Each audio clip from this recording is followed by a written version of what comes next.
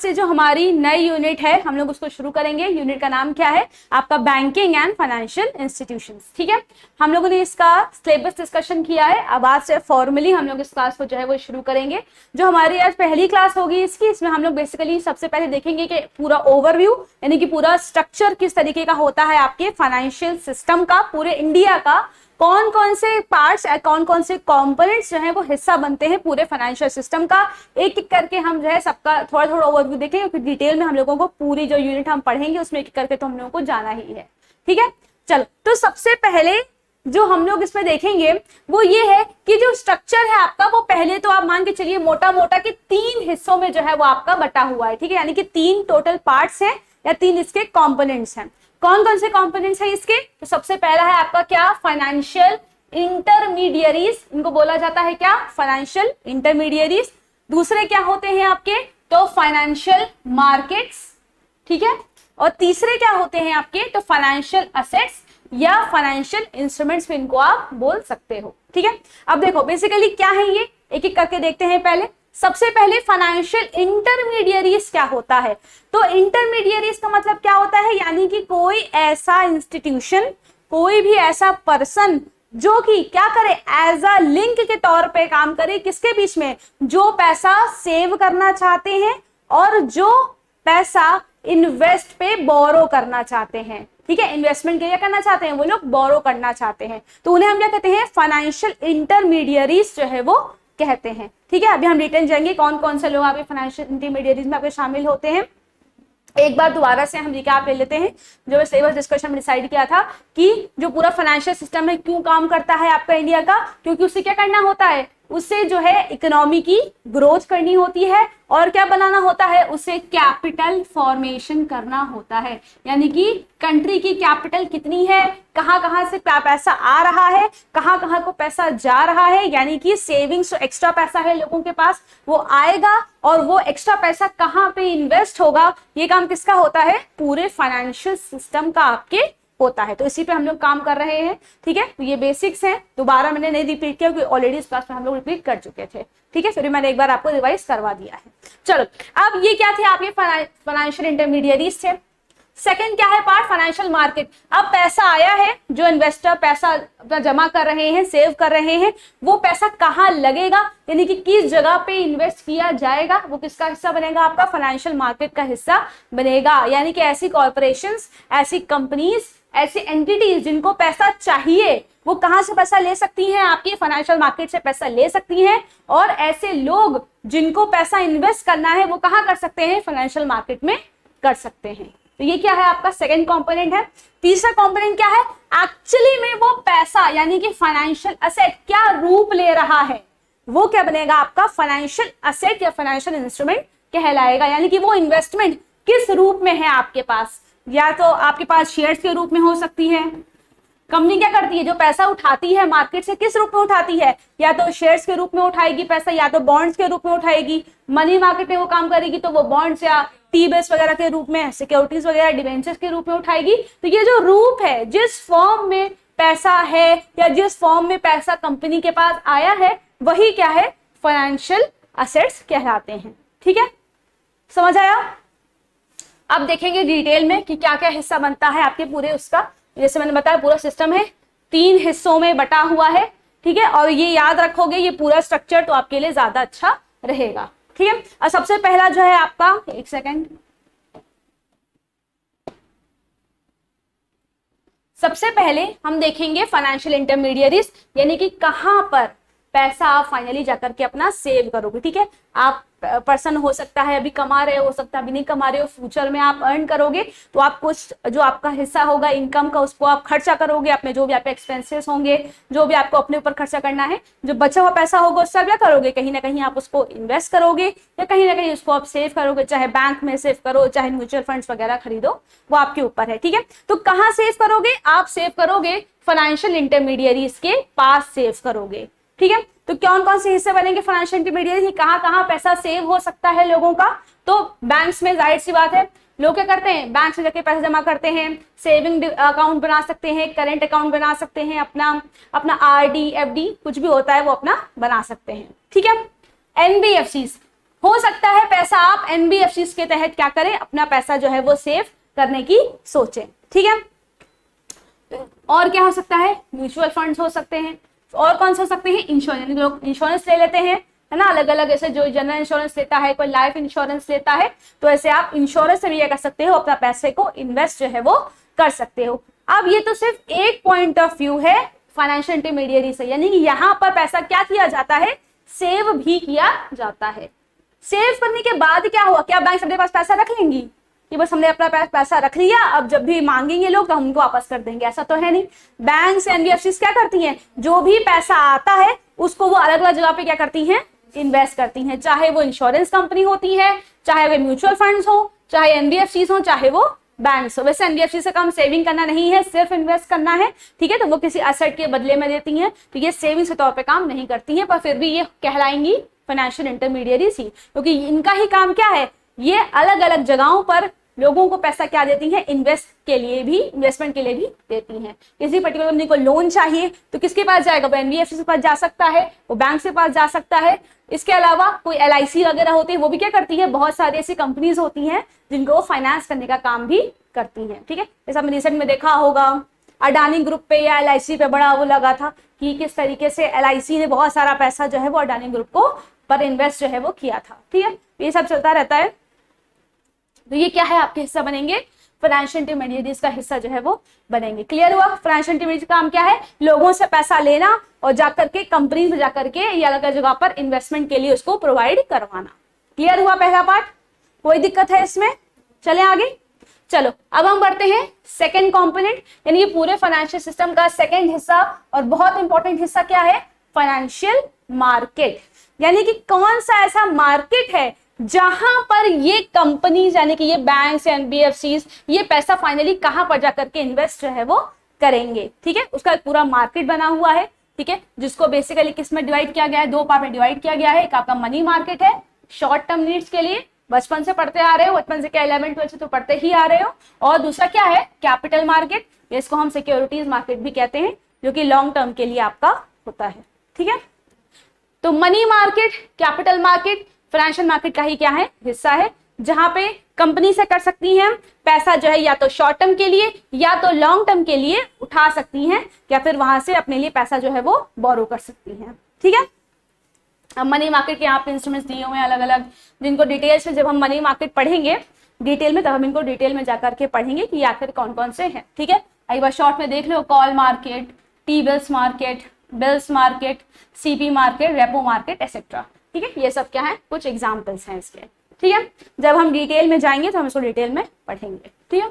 अब ये क्या था, मनी मार्केट था, इसके जैसा अपोजिट क्या है आपका, कैपिटल मार्केट, यानी कि लॉन्ग टर्म के लिए। कौन से, इसमें भी दो टाइप के बनेंगे, एक प्राइमरी मार्केट, दूसरा कौन सा है, सेकेंडरी मार्केट। प्राइमरी मार्केट क्या होता है, जहां पर फर्स्ट टाइम इशू किया जाता है शेयर, ठीक है, कंपनी क्या कर रही है, फर्स्ट टाइम जो है वो अपना पैसा जो है वो उठा रही है, आईपीओ कर रही है, क्या इनिशियल पब्लिक ऑफर कर रही है, ठीक है। इसमें भी क्या है, equity shares, preference shares, primary के डिबेंचर्स या इनोवेटिव डेट इंस्ट्रूमेंट्स के रूप में पैसे कर रही है, वो उठा रही है। इसको भी हम क्या करेंगे, बाद में डिटेल में पढ़ेंगे, अभी नहीं, जब हम इसको पढ़ेंगे मनी मार्केट और कैपिटल मार्केट को, ठीक है। ये है हो गया। इसके बाद सेकेंडरी मार्केट होता है आपका, यानी कि इनडायरेक्ट के रूप में, यानी कि जो पैसा ऑलरेडी है उसको आप स्पेकुलेशन में खरीदो, स्टॉक एक्सचेंज में ऑलरेडी सिक्योरिटीज आपकी लिस्टेड है, आप डायरेक्टली किसी कंपनी के शेयर्स को ऑलरेडी जो है खरीद रहे हो, ट्रांसफर कर रहे हो, ये सब क्या है आपका सेकेंडरी मार्केट हो गया। या फिर आप डेरिवेटिव्स वगैरह जो है वो खरीद, जैसे आपने सुना होगा अक्सर लोग ऑप्शंस खरीदते हैं, ऑप्शन होते हैं ना, option to buy, option to sell, forward contracts, तो ये सब क्या होते हैं आपके डेरिवेटिव्स में हिस्सा बनते हैं, ठीक है। डेरिवेटिव्स भी हम लोगों को डिटेल में जो है वो पढ़ना है, ठीक है। डेरिवेटिव्स के अलग अलग हम लोग ऑप्शंस वगैरह जो है वो पढ़ेंगे। चलो इसके बाद आपके फाइनेंशियल एसेट्स वही डिटेल में आ जाएंगे। फाइनेंशियल एसेट्स यही क्या है, जो आपके शेयर, डिबेंचर्स, ये सब क्या होते हैं आपके फाइनेंशियल एसेट्स भी कहलाते हैं। जैसे कि मैंने आपको बताया था कि किस रूप में पैसा जो है वो कंपनी के पास आता है या कॉर्पोरेशन के पास आता है, वही क्या है आपका फाइनेंशियल एसेट है, ठीक है, ये फाइनेंशियल इंस्ट्रूमेंट है। क्लियर हुआ? तो ये क्या है आपका पूरा ओवरव्यू है इंडिया के पूरे किसका, फाइनेंशियल सिस्टम का, ठीक है। डेरिवेटिव, देखो डेरिवेटिव मैं अभी आपको शॉर्ट में बता देती हूँ। डेरिवेटिव बेसिकली ऐसे फाइनेंशियल इंस्ट्रूमेंट्स होते हैं जिनकी जो वैल्यू होती है वो किसी दूसरी चीज से कनेक्टेड होती है। जैसे कि एक आपके होते हैं डेरिवेटिव आपके ऑप्शंस, ठीक है। ऑप्शंस में क्या होता है कि मान लो आपने एक ऑप्शन खरीद लिया, ठीक है, तो आपके पास क्या है, अब ऑप्शन में ये होता है कि आपके पास एक लिमिटेड टाइम पीरियड आपको दिया जाता है। मान लो अगर लिमिटेड टाइम पीरियड है 1 महीने का, तो अब आप उस लिमिटेड टाइम पीरियड में उस ऑप्शन को या तो बेच सकते हो या तो उस ऑप्शन को अपने पास रिटेन जो है वो कर सकते हो। तो आप पर बेसिकली कोई फर्क जो है वो नहीं पड़ेगा प्राइस का। तो ये सब क्या होते हैं आपके डेरिवेटिव की कैटेगरी में जो है वो आते हैं, ठीक है। टेंशन लेने की बात नहीं, हम लोग इसको आगे चल के पढ़ेंगे, ठीक है। अलग तरीके कौन कौन से डेरिवेटिव्स आपके होते हैं। अभी हो सकता है नया कॉन्सेप्ट लग रहा हो डेरिवेटिव्स का, पर बाद में हम लोग इसको थोड़ा डिटेल में पढ़ेंगे। कोई क्वेश्चन? चले आगे, चलो। तो ये पूरा फाइनेंशियल सिस्टम था, सब कुछ हमें इसमें पढ़ना है, पर आज फोकस किस पे करेंगे हम? बैंक्स पर फोकस आज की क्लास में रहेगा, ठीक है। क्योंकि बैंक्स बड़ा टॉपिक भी है, एनबीएफसीज वगैरह इतनी ये सब नहीं है, पर बैंक्स क्या है बड़ा टॉपिक है। तो आज हम बैंक्स को पढ़ेंगे, कोशिश करेंगे कि बैंक्स जो है वो आपका क्या हो जाए, कंप्लीट भी हो जाए, ठीक है। चलें आगे, चलो आगे चलें। अब इसके पहले बैंक्स को पढ़ने से पहले हम एक टॉपिक और है जो कि थोड़ा इंपॉर्टेंट है, ज्यादा नहीं, पर हाँ कभी कभी पूछा जा सकता है, थोड़ा आइडिया होना चाहिए। अगर आप फाइनेंशियल सिस्टम पढ़ रहे हो तो ये पता होना चाहिए कि इंडिया का जो फाइनेंशियल सिस्टम है वो कौन कौन से फेजेस से होकर के गुजरा है, ठीक है। यानी कि पहले इंडिया का फाइनेंशियल सिस्टम किस तरीके का था, 1951 यानी कि आजादी के पहले कैसा था, फिर 1980 तक कैसा था, फिर 1991 में जो आपके एलपीजी पॉलिसीज आई उसके बाद कैसा है। तो इस तरीके से हम लोग अभी इस समय कैसा है, तो इतना आइडिया आपको जो है थोड़ा बहुत होना चाहिए कि हमारा फाइनेंशियल सिस्टम कौन कौन से फेजेस से होकर के गुजरा है, ठीक है। चलो अब सबसे पहला फेज हम बात करें, हम इसे 3 फेजेस में बात करेंगे आपका। एक तो जो आपका 1951 के पहले का यानी कि प्री इंडिपेंडेंस का करेंगे, फिर हम 1951 से लेकर के 1991 तक का कैसा रहा हमारा, फिर 1991 में जब इकोनॉमिक रिफॉर्म्स आए आपके एलपीजी पॉलिसी के, तो उसके बाद से आपका कैसा है, ठीक है। चलो अब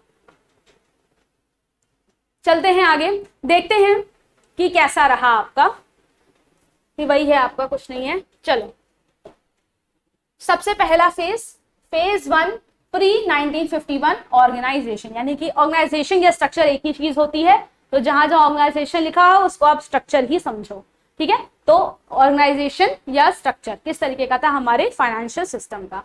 चलो अब सबसे पहले क्या था आपका, देखो प्री इंडिपेंडेंस में जो फाइनेंशियल सिस्टम था वो क्या था, रिस्पॉन्सिव नहीं था इंडस्ट्रियल इन्वेस्टमेंट के लिए, ठीक है। क्या था, सीधे सीधे लिखा हुआ है कि जो हमारा प्री इंडिपेंडेंस का क्या था, हमारा एरा था, हमारा फ्रेज था, वो इंडस्ट्रीज को बिल्कुल भी कोई मदद नहीं करता था। क्योंकि जाहिर सी बात है कौन किसका राज था, आपका ब्रिटिशर्स का राज था। वो क्या करती थी, यहाँ से वो कोशिश, इंडिया की इंडस्ट्रीज को तो वैसे भी वो कोई नहीं करेंगी, प्रमोट नहीं करेगी। उनका मेन फोकस क्या था कि हम यहाँ से सारा का सारा पैसा ले, उसको कहाँ इन्वेस्ट करें, ब्रिटेन में जाकर के आप इन्वेस्ट जो है वो करें, ताकि वहां की जो फैक्ट्रीज हैं, वहां की जो इंडस्ट्रीज हैं, उनका डेवलपमेंट आपका हो।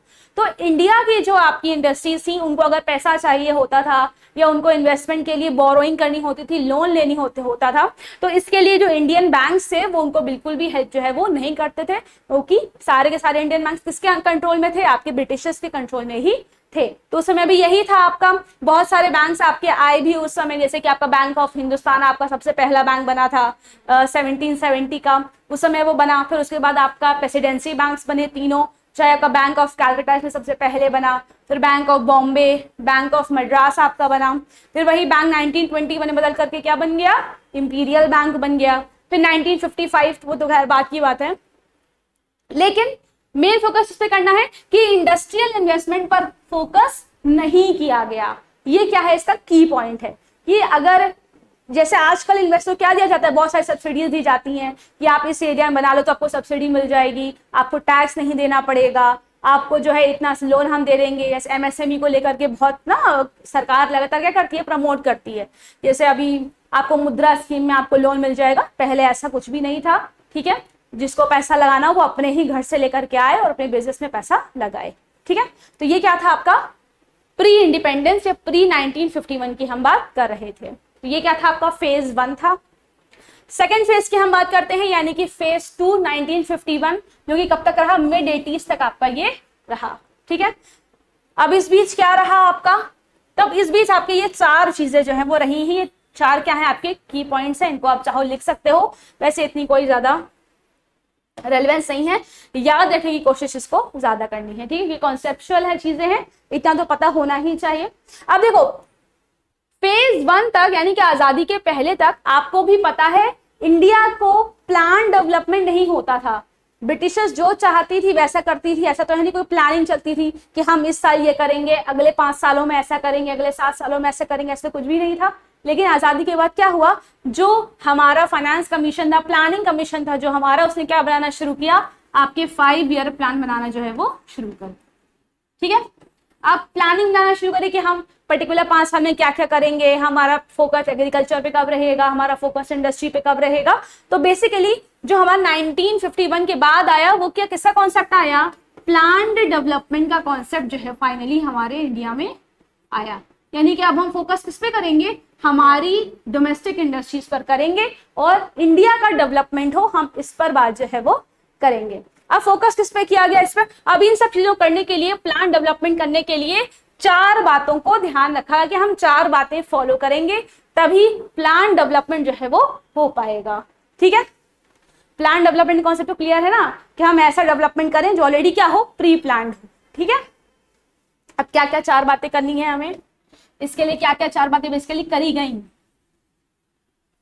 सबसे पहला जो काम किया गया वो क्या था, पब्लिक या गवर्नमेंट ओनरशिप करी गई, किसकी, फाइनेंशियल इंस्टीट्यूशन। कहा गया कि इस समय जरूरी क्या है, इस समय जरूरी ये है कि सरकार के पास क्या होने चाहिए, कि सारे फाइनेंशियल इंस्टीट्यूशंस की ओनरशिप जो है वो आपकी होनी चाहिए। से 1949 में क्या किया गया, आपके आरबीआई को भी नेशनलाइज कर दिया गया। फिर 1955 में एसबीआई भी बना दिया गया, उसको भी नेशनलाइज कर दिया गया। सारे के सारे 1969 तक आते हुए हम आगे पढ़ेंगे, मैं शॉर्ट में बता दे रही हूँ। 1969 में आते आते इंदिरा गांधी ने 14 नेशनल बैंक जो थे, कमर्शियल बैंक, उनको नेशनलाइज कर दिया। फिर 1980 में दोबारा 6 बैंक थे, उनको नेशनलाइज कर दिया गया। क्यों कर दिया गया, ताकि सरकार का सारा कंट्रोल रहे फाइनेंशियल सिस्टम पर। जैसा सरकार चाहेगी, जहां पैसा चाहेगी इन्वेस्ट करवाना, वहां वो वैसा करवाएगी।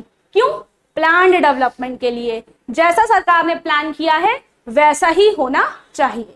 ठीक है, तो ये क्या है, सबसे पहला पॉइंट है। यानी कि जितने भी इंपॉर्टेंट फाइनेंशियल इंस्टीट्यूशंस हैं उनकी ओनरशिप किसके पास रहेगी, गवर्नमेंट के पास रहेगी।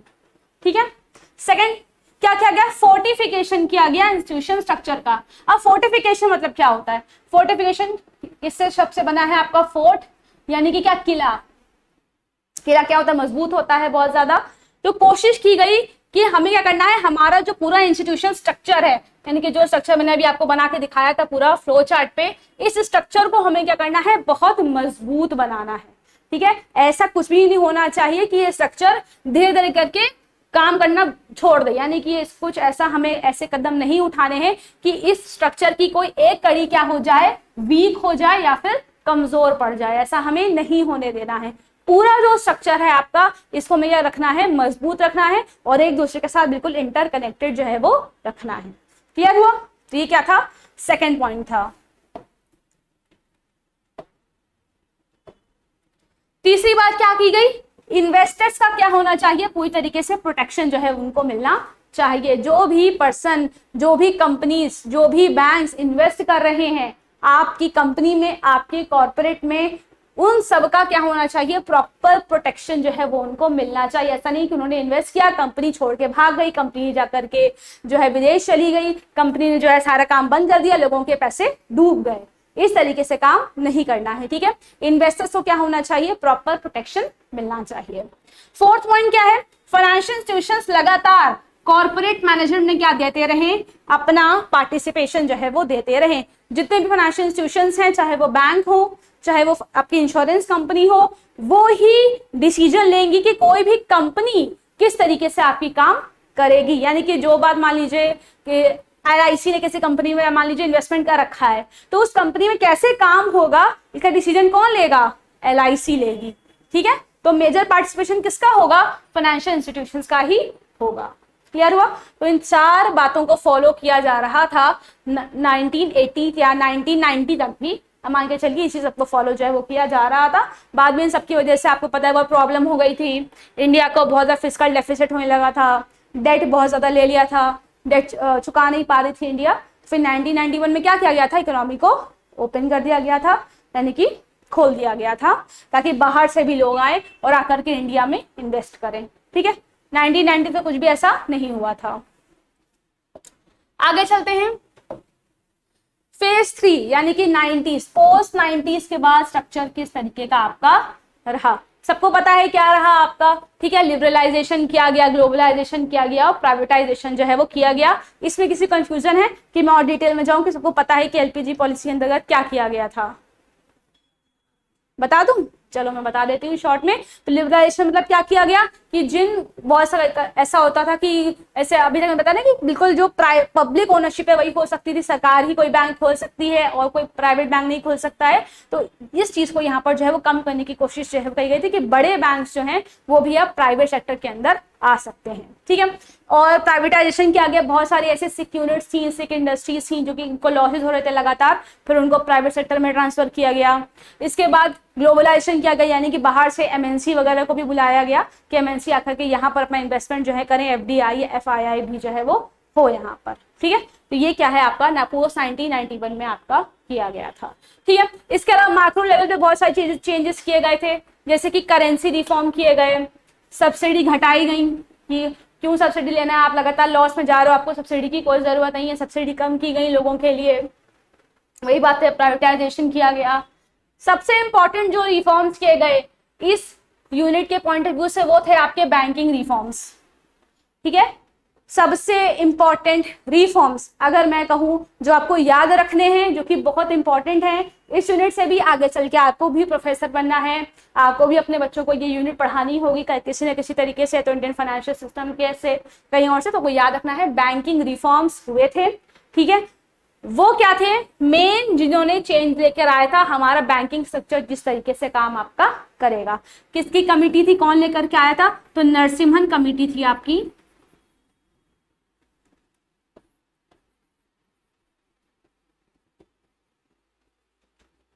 ठीक है, नरसिम्हन कमेटी भी फर्स्ट। ठीक है, पहली नरसिम्हन कमेटी थी जो कि आई थी बैंक्स में रिफॉर्म लाने के लिए। ठीक है, इसके अंतर्गत बहुत सारे रिफॉर्म्स आए गए थे, जैसे कि आपका सीआरआर एसएलआर को काफी कम किया गया था। ठीक है, एसएलआर पढ़ा होगा आपने ना, क्वांटिटेटिव इंस्ट्रूमेंट्स हैं आपके, उनको काफी ज्यादा कम किया गया था। जो बहुत पहले बहुत सारे जो है राशनिंग की जाती थी कि आप यहीं पे लोन दोगे, सबसे ज्यादा लोन आपको इन्हीं को देना है और लोगों को लोन ही देना है, जो प्रायोरिटी सेक्टर है उन्हीं को लोन देना है। तो ये सारी जो कंडीशन लगा रखी थी बैंक के साथ, इनको भी जो है वो काफी ज्यादा कम किया गया था, जिससे कि बिजनेसेस जो हैं उनको फायदा मिल सके। ठीक है, तो ऐसे आपके बैंकिंग सेक्टर के रिफॉर्म्स जो हैं वो आपके हुए थे 1991 के बाद। ठीक है, फिर वही बात है, टैक्स रिफॉर्म्स किए गए, कंपनी लॉ के रिफॉर्म्स किए गए। तो ये सब क्यों किया गया था, ताकि हमारा जो फाइनेंशियल सिस्टम है उसमें प्राइवेट सेक्टर की लोग भी अपने क्या दे सकें, पूरी भागीदारी, पूरा पार्टिसिपेशन जो है वो दे सकें। ठीक है, जो पहले बिल्कुल डोमिनेटिंग पोजीशन में था आपका क्या, पब्लिक सेक्टर, सरकार, वो कम हो और प्राइवेट प्लेयर्स भी जो है, बड़ी बड़ी कंपनीज के जो मालिक हैं प्राइवेटली, वो भी क्या कर सके, अपना पूरा योगदान दे सके पूरे इंडियन फाइनेंशियल सिस्टम में। ठीक है, क्लियर हुआ? तो ये क्या थे आपके 3 फेजेस थे। चलो आगे चलें। इसके बाद हम देखेंगे भाई बैंकिंग शुरू करेंगे। तो पहले हम देखेंगे बैंक क्या होता है। ठीक है, बैंकिंग पढ़ने से पहले बैंक पता होना चाहिए बैंक क्या होता है। तो बैंक क्या है, सिंपल भाषा में कहें तो बैंक एक ऐसा फाइनेंशियल इंस्टीट्यूशन है जिसका काम क्या है कि वो जितने भी सेविंग्स हैं उनको अपने पास डिपॉजिट करे और उसके बदले में या उसके और कौन सा फंक्शन करे, लोगों को लोन देने का काम जो है वो करे। तो वो ये क्या है आपका बैंक है। बैंकिंग क्या होता है, बैंक और बैंकिंग क्या है, अलग अलग चीजें हैं। बैंक क्या एक इंस्टीट्यूशन है और बैंकिंग क्या है, एक फंक्शन है।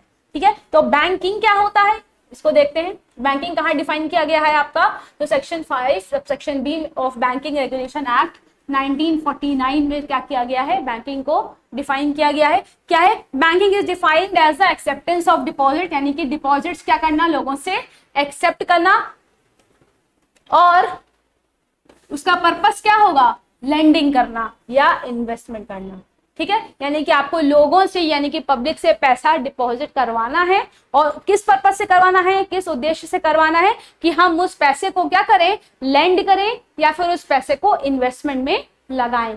यही पूरा प्रोसेस क्या है, बैंकिंग है। क्लियर हुआ? चलो आगे चलते हैं। अब टाइप्स ऑफ बैंक्स देखते हैं, ठीक है।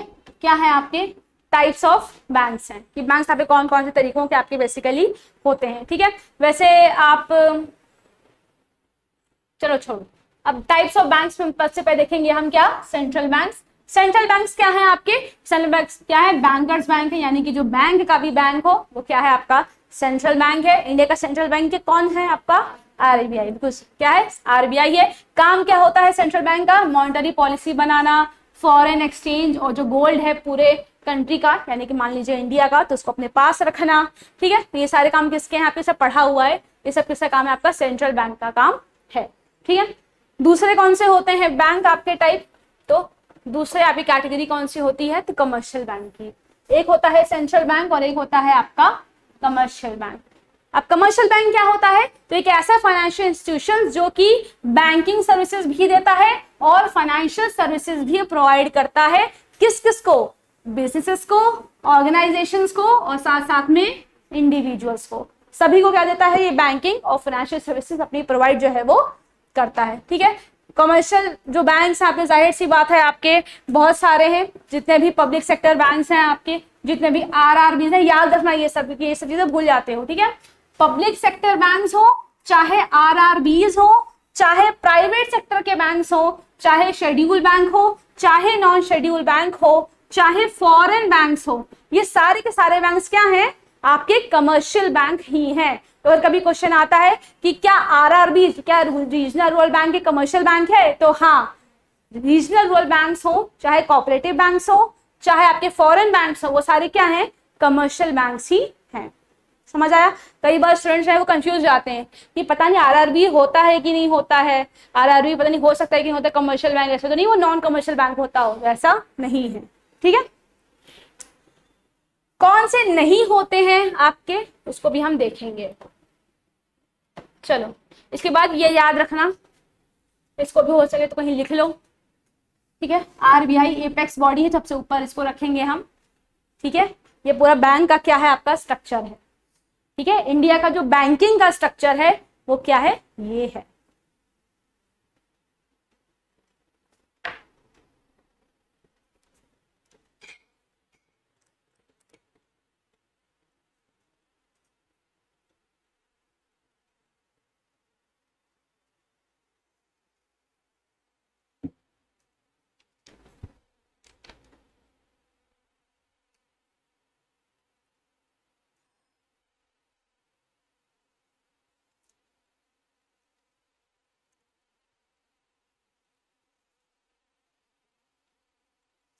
ठीक है, तो अब देखते हैं क्या क्या है इसमें। तो इससे पूरे बैंकिंग स्ट्रक्चर सबसे ऊपर कौन सा है आपका, रिजर्व बैंक है, क्योंकि ये सेंट्रल बैंक है, और सब सारे बैंक को कौन करता है, रेगुलेट, तो आरबीआई ही करता है, सबसे ऊपर ये रहेगा। अब किस में डिवाइडेड है आपके पूरा बैंकिंग स्ट्रक्चर, तो दो कैटेगरीज में डिवाइड है, क्या आपके शेड्यूल बैंक्स और दूसरे कौन से हैं आपके नॉन शेड्यूल बैंक्स। और शेड्यूल्ड बैंक्स भी कौन कौन सी कैटेगरीज में है आपके, तो public sector banks, private sector के बैंक्स, फॉरेन बैंक्स, आरआरबीज या शेड्यूल्ड कोऑपरेटिव बैंक्स, ठीक है। ये क्या है आपके शेड्यूल्ड बैंक्स हैं, ठीक है। इसके बाद नॉन शेड्यूल्ड बैंक्स हैं आपके, जो सेकंड कैटेगरी में, इनमें कौन से आते हैं, जो लोकल एरिया के बैंक्स हो या चिट फंड हो, या आप कह सकते हो जो निधि वगैरह भी होते हैं, लोकल निधि बैंक्स वगैरह भी जो आपके होते हैं।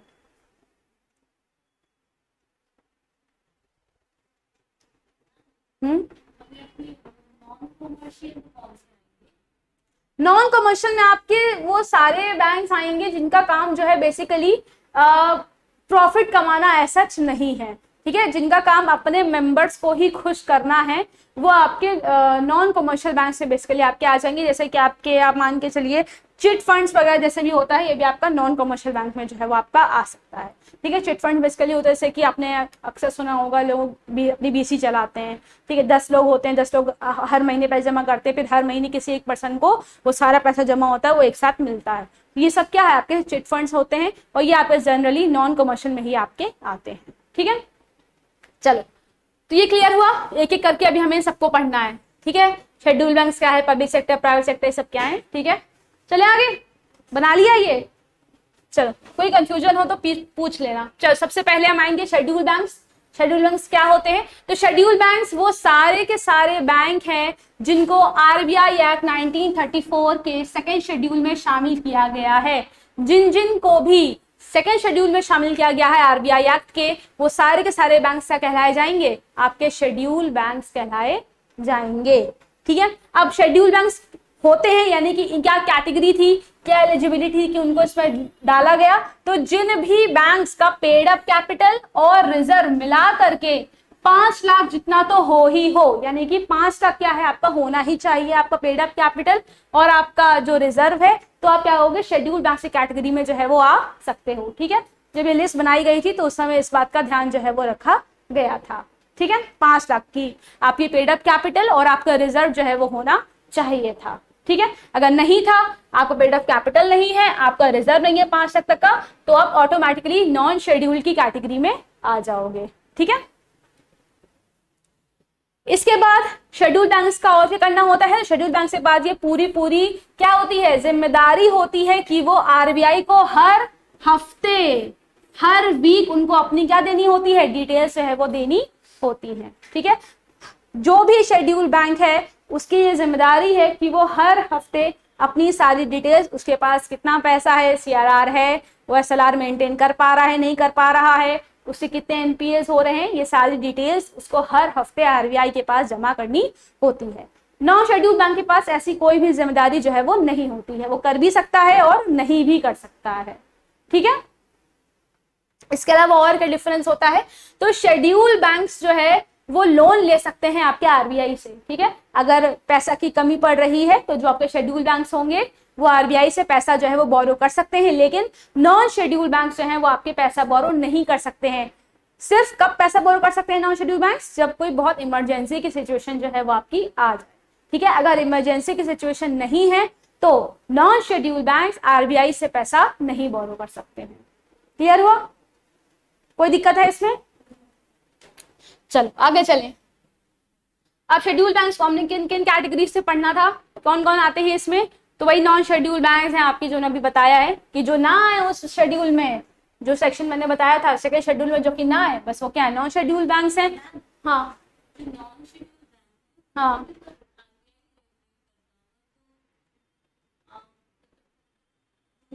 देखो रेगुलेट करने का बात अलग होती है, बट एज सच जिम्मेदारी नहीं है आरबीआई की उस बैंक की तरफ। ठीक, कोई ऑब्लिगेशन जो है वो नहीं होता है आरबीआई का उस बैंक की तरफ। तो पैसे वगैरह, क्योंकि वो उन बैंक के पास कोई जिम्मेदारी नहीं होती कि वो हर हफ्ते अपना पैसा, अपने डिटेल्स जो है वो दे, तो इसीलिए आरबीआई भी इन लोगों को पैसा जो है वो अपना बोरो करने के लिए नहीं देता है। ठीक है, ऐसा समझो। चलो, वही चीज लिखी हुई है कि they are not entitled to borrow from RBI, जो मैं सब बता चुकी हूँ वही सब लिखा हुआ है। फिर मैंने कुछ एग्जाम्पल डाले थे इसमें कि आप थोड़ा देख लो कि कौन कौन से आपके नॉन शेड्यूल बैंक के एग्जाम्पल हैं इस समय इंडिया में जो कि नॉन शेड्यूल हैं। तो Andaman and Nicobar state cooperative bank हो गया, मणिपुर का स्टेट कोऑपरेटिव बैंक हो गया, सिक्किम का स्टेट कोऑपरेटिव बैंक, ये सब क्या है आपके नॉन शेड्यूल बैंक से कुछ एग्जाम्पल, कुछ उदाहरण जो है वो आपके हैं।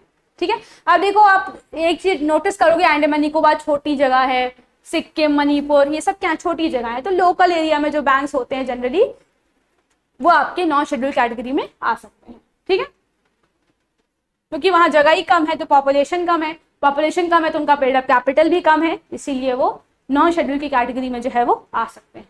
ठीक है, चलो चले आगे। अब देखेंगे एक एक करके शेड्यूल बैंक्स को पढ़ेंगे। सबसे पहले कौन से हैं उसमें? Public sector banks. पहली कैटेगरी है पब्लिक सेक्टर बैंक्स। कौन से बैंक्स होते हैं पब्लिक सेक्टर? जिनमें 51% से भी ज्यादा शेयर किसका होता है? आपकी सरकार का, यानी कि गवर्नमेंट का जो है वो कैसे कह सकते हो? सरकारी बैंक। पब्लिक सेक्टर बैंक क्या है? सरकारी बैंक, यानी कि 51% शेयर किसका होता है? उसमें आपकी गवर्नमेंट का होता है। इस समय कितने हैं करंट में? अगर हम बात करें तो पब्लिक सेक्टर बैंक आपके कितने हैं? तो 12, बिल्कुल क्या है आपके 12 है। लिस्ट दी हुई है, तो एक बार लिस्ट देखते हैं क्या क्या है। तो स्टेट बैंक ऑफ इंडिया, जो कि क्या है? सबसे बड़ा लार्जेस्ट बैंक है आपके इंडिया का। ठीक है, इंडिया का लार्जेस्ट बैंक पूछा जाए तो कौन सा है? आपका एसबीआई ही है। कितना, जहां पे ये परसेंटेज दिए हुए, बेसिकली शेयर दिया हुआ है। किसका शेयर दिया हुआ है? सरकार का, कि सरकार का कितना शेयर है इस बैंक में। ठीक है, तो 56 लगभग परसेंट, कितना 57% लगभग मान लीजिए कितना है किसका? गवर्नमेंट का शेयर है एसबीआई में। ठीक है, अब इसमें और बातें भी याद रखने वाली हैं। 2017 में मर्जर हुआ था एसबीआई में, इसकी कई सारी सब्सिडियरीज का। तो कौन कौन सी का सब्सिडियरीज हुआ था आपका? इसको एक बार याद करते हैं। ठीक है, सबसे पहला जो आपका मर्जर हुआ था वो था एसबीआई पटियाला। ठीक है, ये सब सब्सिडियरीज थी, ठीक है, एसबीआई की, जो कि अब मर्ज हो गई है। ठीक है, एसबीआई में ही। तो एसबीआई पटियाला। इसके बाद आपका कौन सा है? तो एसबीआई जयपुर, जयपुर एंड बीकानेर। ठीक है, ये एक ही है, जयपुर एंड बीकानेर। इसके बाद कहाँ लिखे? यहाँ लिख देते हैं। ठीक है, फिर इसके बाद क्या है? एसबीआई हैदराबाद। फिर आपका कौन सा है? तो एसबीआई मैसूर। ठीक है, पहले इतने लिखो, फिर मैं और अभी लिख लूँ।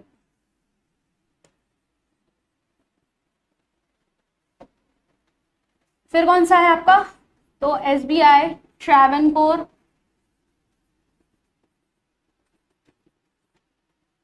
और एक और है आपका कौन सा? भारतीय महिला बैंक, भारतीय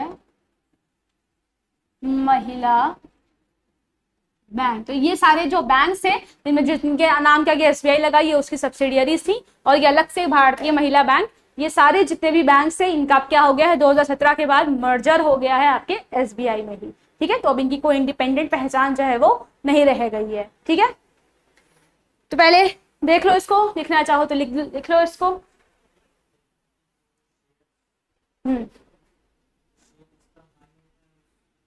मतलब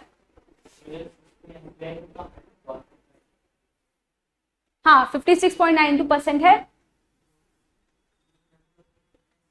ये नंबर बेसिकली ये दर्शाता है कि सरकार का शेयर कितना है इस पर्टिकुलर बैंक में।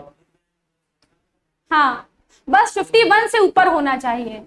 बस 51 से जैसे ही ऊपर होगा तो तुरंत वो पब्लिक सेक्टर बैंक ही बन जाएगा, चाहे 56% हो, चाहे जितना भी हो। ठीक है, 5 लाख की लिमिट अभी एज सच जो है वो आपकी, वो तो शेड्यूल बैंक्स के लिए है। ठीक है, तो शेड्यूल, अगर जो शेड्यूल बैंक से अंदर ही तो हम लोग पढ़ रहे हैं, तो जो पब्लिक सेक्टर बैंक है वो ऑटोमेटिकली आपका क्या है? शेड्यूल बैंक है। ठीक है, तो अभी हम शेड्यूल बैंक के ही तो अंदर कैटेगरीज पढ़ रहे हैं। तो अगर कोई बैंक पब्लिक सेक्टर बैंक है तो वो ऑटोमेटिकली क्या होगा? आपका शेड्यूल बैंक होगा। कोई बैंक आरआरबी है तो वो भी क्या होगा? शेड्यूल बैंक होगा। कोई बैंक कोऑपरेटिव बैंक है तो वो भी क्या होगा? आपका शेड्यूल बैंक ही होगा। ठीक है, तो इसको अलग अलग मतलब इससे मैंने फ्लो चार्ट के से पढ़ाया था ताकि कंफ्यूजन बाद में जो है वो ना रहे। ठीक है, चलो लिख लिया ये। चलो नहीं, इतनी नहीं, इतना डिटेल में जाने की जरूरत नहीं है। जो बैंक की तैयारी वगैरह कर रहे होते हैं उनके लिए ये रेट थोड़ा इंपॉर्टेंट है, बाकी हम लोगों के इतना नहीं आएगा डिटेल में। चलो इसके बाद नेक्स्ट कौन सा है आपका? तो पंजाब नेशनल बैंक। ठीक है, ये क्या है? आपका सेकंड है। ये आपका फर्स्ट लार्जेस्ट है आपका, तो ये क्या है? आपका सेकंड लार्जेस्ट बैंक है पूरे इंडिया का। ठीक है, अब पंजाब नेशनल बैंक में भी क्या हुआ था? आपके मर्जर हुए थे। ठीक है, कब हुए थे मर्जर? तो 2020 में क्या हुए थे आपके मर्जर, इसमें जो है वो किया गया था। अब कौन कौन से बैंक आपके इसमें शामिल थे? तो पीएनबी में ओरिएंटल बैंक ऑफ कॉमर्स,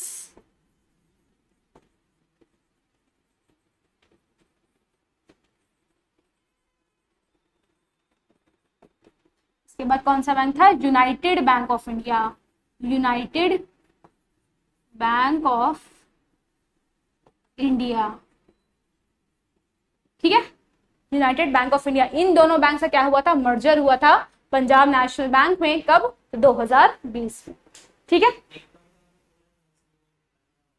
कौन सा वाला? भारतीय महिला बैंक। ठीक है, चले आगे। चलो, इसके बाद नेक्स्ट कौन सा है? तो bank of Baroda. Bank of Baroda में भी मर्जर हुआ है। ठीक है, कब हुआ है बैंक ऑफ बड़ौदा मर्जर? तो 2019 में मर्जर हुआ है। कौन कौन से दो बैंक इसमें मर्ज हुए हैं? तो एक है आपका विजया बैंक, नाम सुना होगा आपने, विजया बैंक। और दूसरा कौन सा है? देना बैंक। देना बैंक। ये दो बैंक्स क्या हुए हैं? बीओबी में मर्ज हो गए हैं। कब? 2019 में। ठीक है,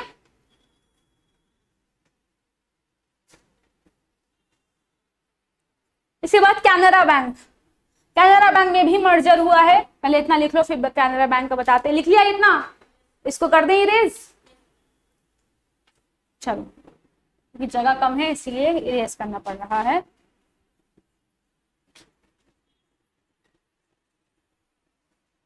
इसके बाद कैनरा बैंक में किसका मर्जर हुआ है? ये भी 2020 में ही हुआ है। और किसका हुआ है? तो सिंडिकेट बैंक का हुआ है। Syndicate bank. सिंडिकेट बैंक का मर्ज हो गया है कैनरा बैंक में। ठीक है,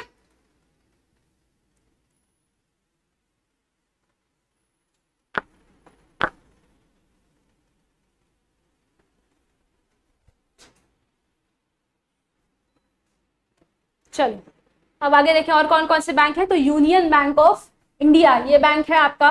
फिर आपका क्या है? इंडियन, इंडिया बैंक कुछ नहीं है, ये गलत लिखा है, इंडियन बैंक होता है। ठीक है, इंडियन बैंक। इससे भी क्या हुआ था? मर्जर हुआ था। किसका मर्जर हुआ था इसमें? तो इलाहाबाद बैंक का मर्जर हुआ था। ठीक है, इलाहाबाद बैंक का मर्ज हो गया है किसमें? तो इंडियन बैंक में। ये भी कब हुआ है? तो 2020 में आपका जो है ये हुआ है। ठीक है, दिक्कत है कोई? चलो आगे चलें। आगे देखें, bank of India, central bank of India, Indian overseas bank, UCO bank, bank of Maharashtra, Punjab and Sindh bank, Sindh bank. ठीक है, चलो तो ये क्या है? आपके 12 पब्लिक सेक्टर के बैंक हैं, यानी कि 12 सरकारी बैंक्स हैं इस समय पूरे इंडिया में। ठीक है, तो कितने हैं टोटल? 12 सरकारी बैंक्स हैं। ठीक है,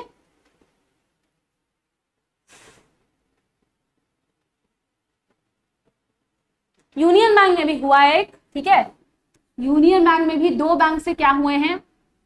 मर्जर हुए हैं। ये भी 2020 में ही हुआ है। किससे किसके? तो आंध्रा बैंक और दूसरा कौन सा है? Corporation bank. Corporation bank. ठीक है, तो इन दोनों बैंक्स के क्या हुए हैं? मर्जर हुए हैं। ठीक है, इतना एक एक बैंक याद रखने की जरूरत नहीं है, वैसे इतना डिटेल में नहीं पूछा जाएगा, बस नंबर याद कर लो कि 12 बैंक्स हैं। ठीक है, और कौन कौन से रिसेंट मर्जर्स हुए हैं ये याद रखना जरूरी है।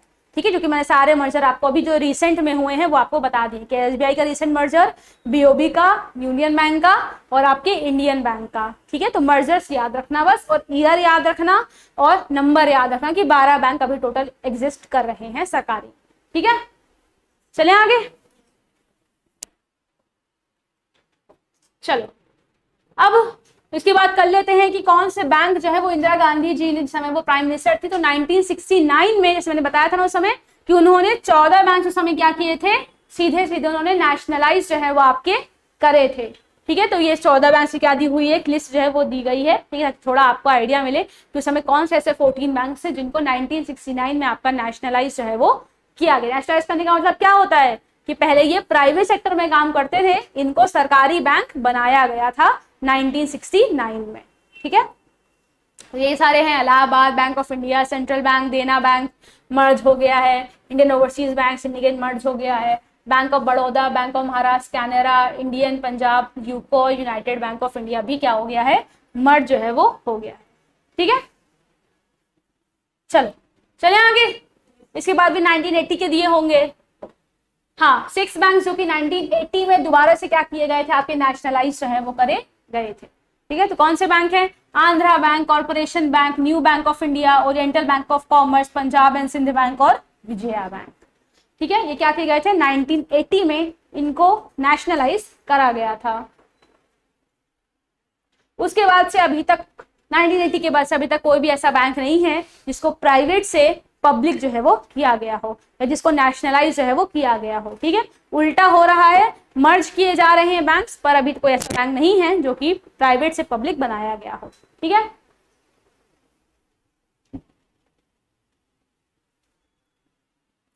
चलो आगे चले। इसके बाद नेक्स्ट देखते हैं, यही में पब्लिक सेक्टर बैंक्स खत्म हुए, आगे चलते हैं कौन, प्राइवेट बैंक्स। तो प्राइवेट बैंक्स क्या है भाई, बिल्कुल ऐसे बैंक्स जिनमें 51% शेयर नहीं है आपकी गवर्नमेंट का, वो क्या बन जाएंगे, आपके प्राइवेट सेक्टर बैंक जो है वो बन जाएंगे। ठीक है, कौन कौन से आपके एग्जाम्पल हैं, अब देखो लाइसेंस आपको को आरबीआई ही देता है, रेगुलेट भी कौन करता है, आरबीआई ही करता है। क्यों करता है, और वो सारे काम जो कि शेड्यूल बैंक्स के अंदर हो रहे हैं वो प्राइवेट सेक्टर बैंक्स को भी फॉलो करने होते हैं। ठीक है, ऐसा नहीं है कि आपको हर हफ्ते अपनी रिपोर्ट नहीं देनी होगी, रिपोर्ट आपको देनी ही होगी, भले ही आप प्राइवेट सेक्टर हो चाहे आप पब्लिक सेक्टर हो। ठीक है, एग्जाम्पल आपको पता है अलग अलग, एचडीएफसी बैंक, ठीक है, आपके आईसीआईसीआई बैंक, आपका एक्सिस बैंक, ठीक है, ऐसे बहुत है, इंडसइंड बैंक है, आईडीएफसी फर्स्ट बैंक है, अपने एग्जाम्पल सब क्या है, प्राइवेट सेक्टर बैंक्स आपके हैं। ठीक है, चलो तो डिटेल जाने की जरूरत नहीं है इसमें। फिर क्या है आपका फॉरेन बैंक्स। तो फॉरेन बैंक्स क्या है, जिनको अलाउ किया गया है कि वो अपने ऑफिसेस या अपनी ब्रांचेस जो है वो इंडिया में ओपन कर सकते हैं, लेकिन ये इनकी जो हेड ब्रांच है यानी कि जो इनके हेडक्वार्टर्स है वो क्या है, इंडिया के बाहर है। तो वो सारे क्या होंगे, फॉरेन बैंक्स ही होंगे। इंडिया का सबसे बड़ा फॉरेन बैंक कौन सा है आपका, तो standard chartered bank, standard chartered bank, ये क्या है, इंडिया का सबसे बड़ा, सबसे लार्जेस्ट क्या है, फॉरेन बैंक है। ठीक है, इसकी काफी सारी ब्रांचेस जो है वो इंडिया में इस समय मौजूद है।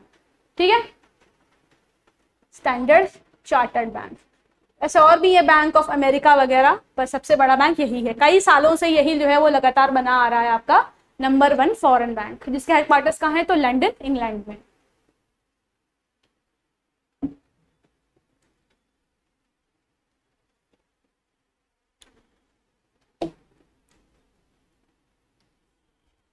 ठीक है, हो गया। चलो, तो शेड्यूल बैंक्स के अंदर हमने पब्लिक सेक्टर बैंक्स पढ़ लिए, प्राइवेट सेक्टर बैंक्स पढ़ लिए, फॉरेन बैंक्स पढ़ लिए। नेक्स्ट क्या है आपका, तो रीजनल रूरल बैंक्स, आरआरबीस, ये भी क्या है, शेड्यूल बैंक्स ही हैं। अब आरआरबीस नाम क्या है, रीजनल रूरल बैंक, यानी कि ऐसे बैंक्स जिनका काम क्या है, रूरल एरिया में यानी कि गांव एरिया में जाकर के उनको ओपन करना, और जो रूरल कम्युनिटी है उनको बैंकिंग सर्विसेज प्रोवाइड करना। ये क्या है आपका आरआरबी का क्या है, मेजर ऑब्जेक्टिव है या मेजर उसका उद्देश्य है। ठीक है, तो कौन से एक्ट के तहत काम करता है ये, तो 1976 के जो आपका आरआरबी एक्ट है उसके अंतर्गत जो है वो आपका ये काम जो है वो करता है। यानी कि एक्ट कब आया था सबसे पहला, 1976 में आरआरबी एक्ट आपका जो है वो आया था। ठीक है, अभी अमेंडमेंट हो चुका है, अब ये बदल गया है, 2015 में इसको क्या किया था, अमेंडमेंट जो है वो किया गया था। तो इस समय करंट में कौन सा एक्ट काम कर रहा है, 2015 जो है ये काम कर रहा है।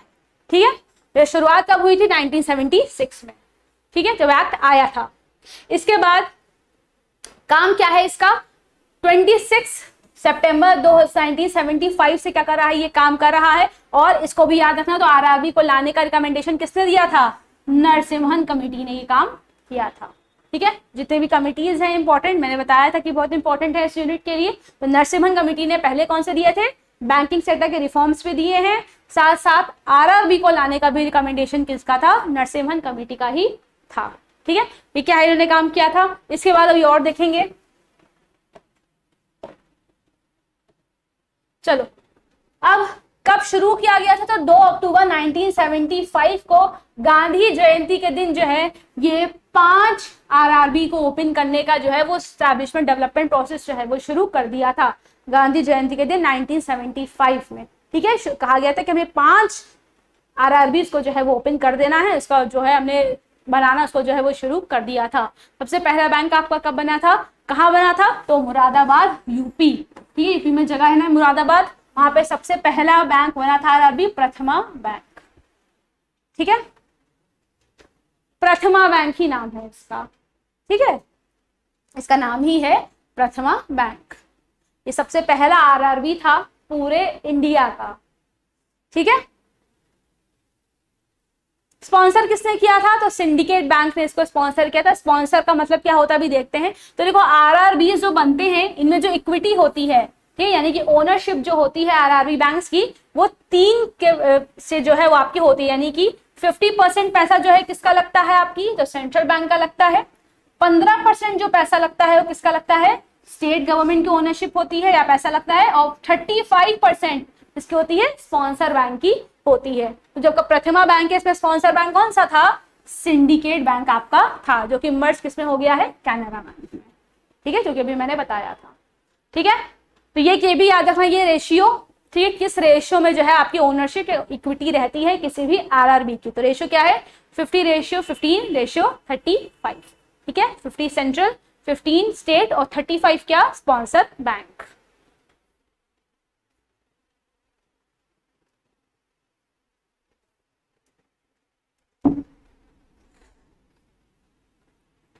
चलो अब मैं थोड़ा सा बता दूं, देखो मैंने बताया था 1976 के बाद अब 2015 का एक्ट चल रहा है, तो कुछ चेंजेस किए गए हैं। चेंजेस थोड़े बहुत मैं बता देती हूँ, देखो क्या किए गए हैं, इतना डिटेल वैसे जाने की जरूरत नहीं है, पर चेंजेस ये किया गया है कि पहले क्या होता था, खाली इन्हीं तीनों से आरआरबी जो है वो पैसा ले सकती थी, ठीक है, या तो स्टेट से लो, सेंट्रल से लो, या फिर स्पॉन्सर बैंक से लो। अब ये जो कंडीशंस हैं ये सब हटा दी गई हैं। अब आरआरबी जो है वो कहीं बाहर से भी क्या ले सकती है, पैसा जो है वो उठा सकती है, किसी और भी प्लेयर से पैसा जो है वो ले सकती है, ठीक है, इतना ही है। वैसे बहुत सारी कंडीशंस है, पर इतना आपको जाने की जरूरत नहीं है, क्योंकि आप बैंक की तैयारी जो है वो नहीं कर रहे हो, ठीक है। बैंक जो तैयारी करते हैं, बैंकिंग अवेयरनेस जो पढ़ते हैं, उनको पूरा डिटेल में जाने की जरूरत है, ठीक है। तो अगर आपको इंटरेस्ट उसमें भी हो तो आप इसको और डिटेल में जाकर के पढ़ सकते हो, ठीक है। चलो क्लियर हुआ, कोई दिक्कत है इसमें?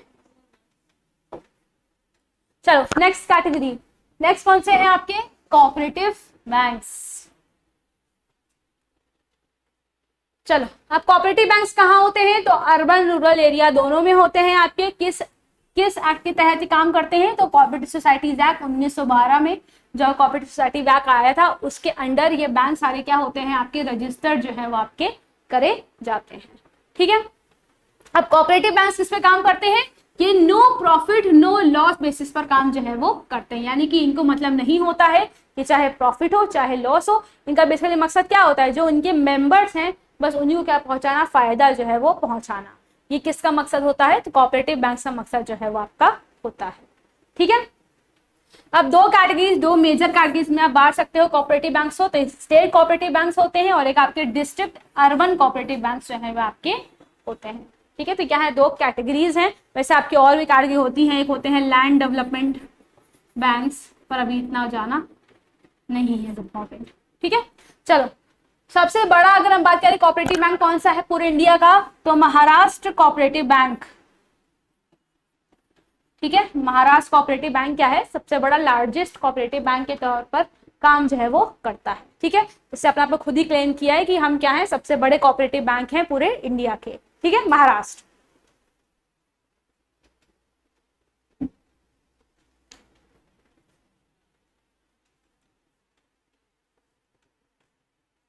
चलो और देखते हैं और कुछ है।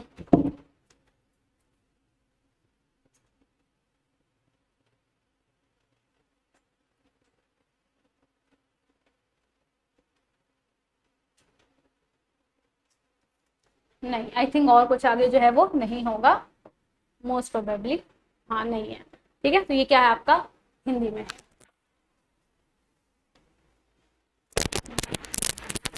ठीक है। तो ये क्या था आपका पूरा किसके बारे में था, तो शेड्यूल बैंक के बारे में था। शेड्यूल बैंक्स के अलग अलग आपके हिस्से थे।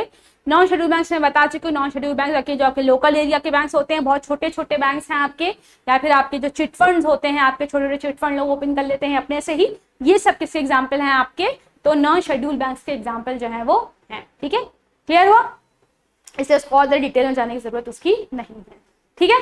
चलो तो ये क्या थी आपकी आज की क्लास थी।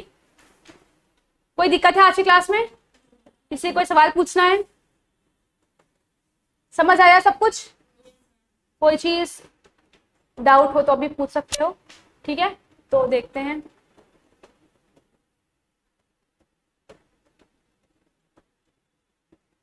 चलो तो आज हम लोगों ने बैंक्स पढ़ा है, अभी हम लोगों का एक जो हमें नेक्स्ट क्लास होगी मोस्ट ऑफ उसमें हम लोग आरबीआई को डिटेल में पढ़ेंगे। ठीक है, आरबीआई सबसे सेंट्रल बैंक है वो रह गया है, आरबीआई के क्या फंक्शंस हैं क्या है ये सब हम पढ़ेंगे, उसकी मॉनेटरी पॉलिसी जो इंपॉर्टेंट है, और उसके बाद एनबीएफसी और म्यूचुअल फंड्स को भी हम लोग पढ़ेंगे। इंश्योरेंस जो कि आपका लास्ट में दिया हुआ है तो इंश्योरेंस को हम लोग लास्ट में ही कवर जो है वो करेंगे। ठीक है, इंश्योरेंस के पहले हम लोग मनी मार्केट या कैपिटल मार्केट को जो है वो पढ़ेंगे। ठीक है, क्लियर हुआ? कोई दिक्कत है तो आज की क्लास को यहीं पर एंड करें। ठीक है, चलो, थैंक यू वेरी मच।